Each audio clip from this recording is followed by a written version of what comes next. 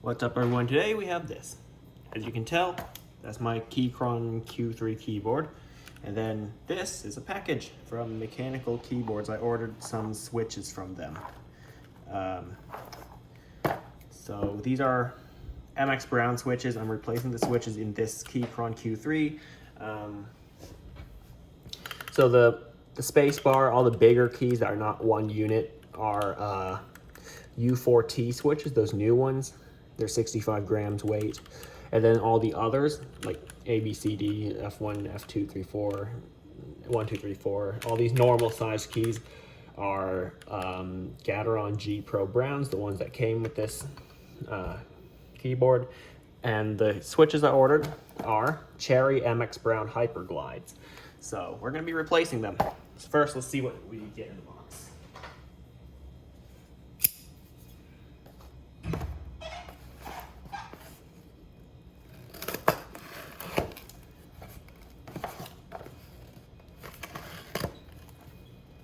So I ordered PCB mount ones because I thought that means 5 pins, because this keyboard, the Q3, accepts 5 pins on their hot swap sockets. Some packaging materials. I ordered 90 switches because they come in packs of 10, and it looks like they are. Yeah, 5 pins, perfect. And then we have, of course, the invoice. So free shipping, that's good. I'll actually leave a link to their site in the description below, because unlike all the other sites I tried to look for, they charged me shipping. I don't like paying for shipping, and I don't think you do either. So they offered free shipping on their MX Brown switches. That was good. Hopefully none of the pins are bent. We'll see. So how do I replace the switches on this? I'll need 2 things, a keycap puller as well as a switch puller. I have 2 of those. The keycap puller was included with the keyboard. I will leave a link to just a random one on Amazon for you to buy, as well as the switch puller that I bought.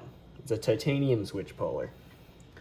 I got it on Amazon. I don't know if I paid too much for it. You let me know in the comments. So here's how I'm gonna do it. Take out all the keys, line them up nicely, you know, and then take out all the switches, put that in a bag, and, you know, just reassemble it with the new switches. So, okay, my phone light just turned on, but maybe it feels there isn't enough light.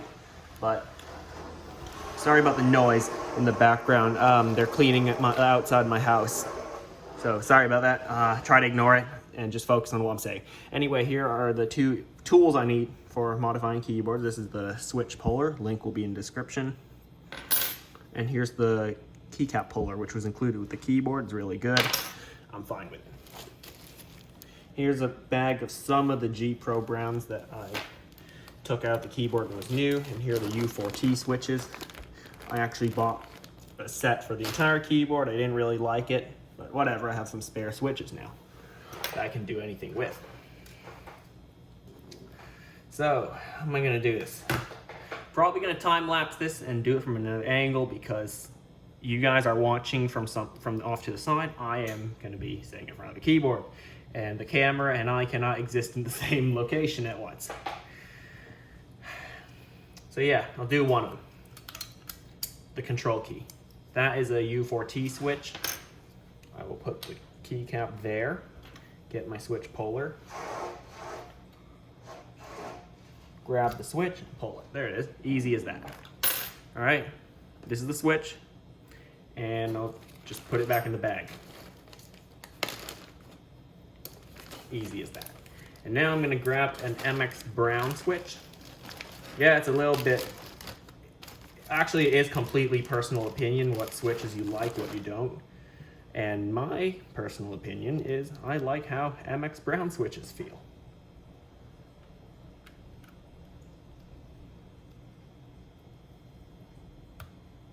Easy as that. Actually, is it really that easy? Is it also easy enough to remove? Yeah. Okay, might take a bit of getting used to, but there it is. As you can tell, they are authentic cherry switches. And these are supposed to be the newer ones, the Hyperglide switches, so. Oh, just notice another thing, it will not let through the LED, and I hope the LED won't cause any interference. Yeah, it's actually recessed, which is good. So I won't see any lights on this keyboard. It's a bit unfortunate, but it's okay, as I'm mainly looking at the screen, not the board itself. Yep, there it is. So I did the control key, I'll do the rest of them. And yeah, it fits on top of it. This is just a standard MX Brown switch.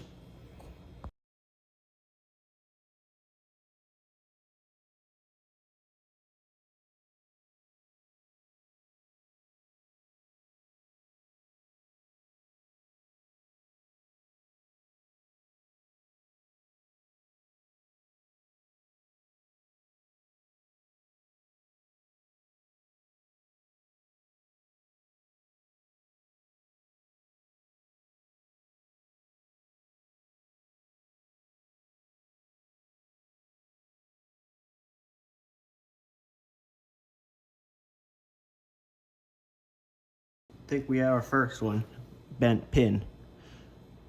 I didn't do it. Have a look at that. It's okay, just bend it back in place. Make sure it looks straight enough. And then you should be able to install it, no problem. Like that. Let's make sure it works. Yep, just fine. So don't worry about the bent pin unless it's like completely ripped off or something, or it breaks off when you try to put it back. But hey, it's only one switch. Anyway, back to it.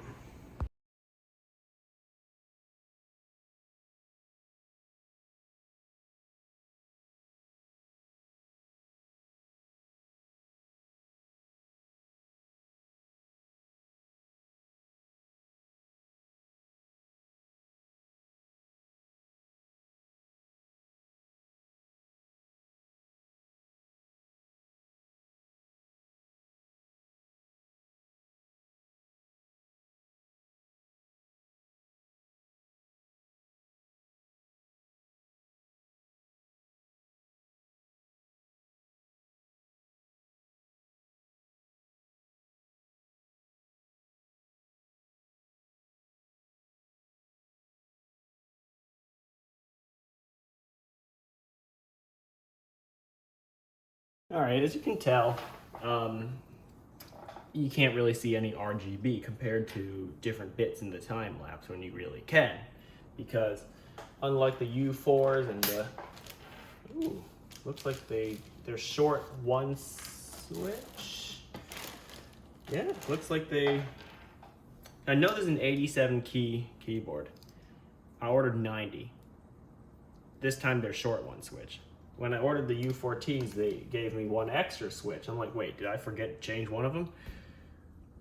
Yeah. I'm pretty sure there are 87 keys on this one.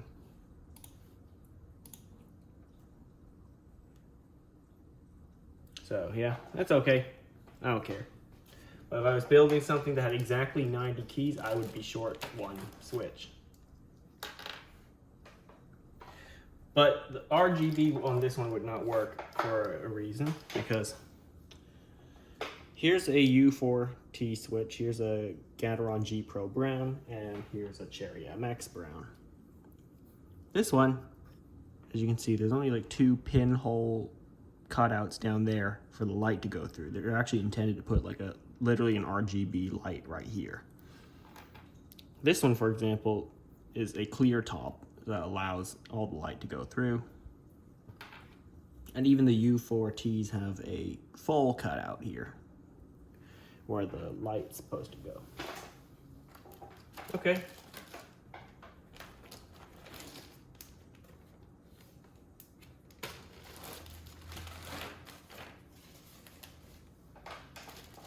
So it's been fully swapped. Not sure what to think of it. I think it's nice. I'm still trying to find that one switch, even though I know it's not here. not in the box, and not anywhere else. Whatever. Not gonna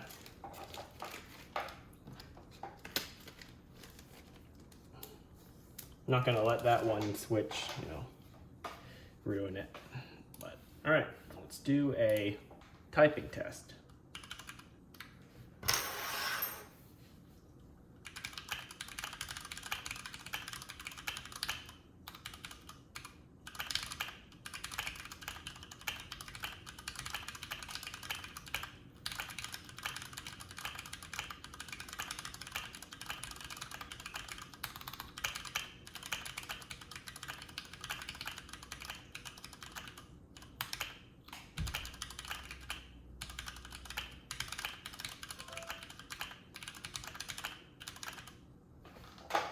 Bad. Not too bad.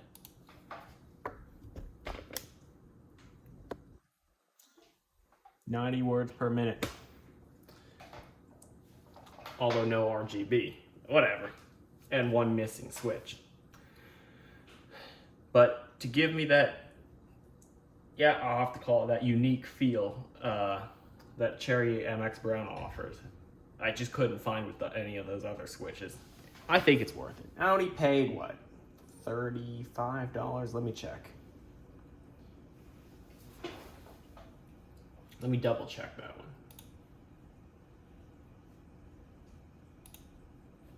I paid $37.71 including tax. So I think that's very reasonable for the switches I got. So yeah, I replaced my entire Keychron Q3. Yeah, I know, no RGB, but that's okay. It makes this desk look more professional.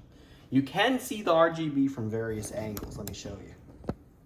I'm gonna cover up the light, so you might see a bit of my finger. As you can see, at various angles, you can see the RGB because I turned up the brightness all the way. Actually, you can still see it. As I move the camera along the keyboard, you could see it some angles. So yeah, it looks fine that way. So that's how you swap out the keys on a keyboard, a mechanical keyboard, at least one with hot swap switches. I mean sockets or whatever, such as this one. I like the Keychron Q3. It's a really nice keyboard. I've owned it for about half a year at this point. And yeah, one of my favorite keyboards, but just I should have got the Q6. I like that numpad. TKLs are not for me unless I am limited on desk space, and on this desk, not so much. Anyway, thanks for watching. Hope you enjoyed the video. Remember to like, comment, and subscribe, and I'll see you next time.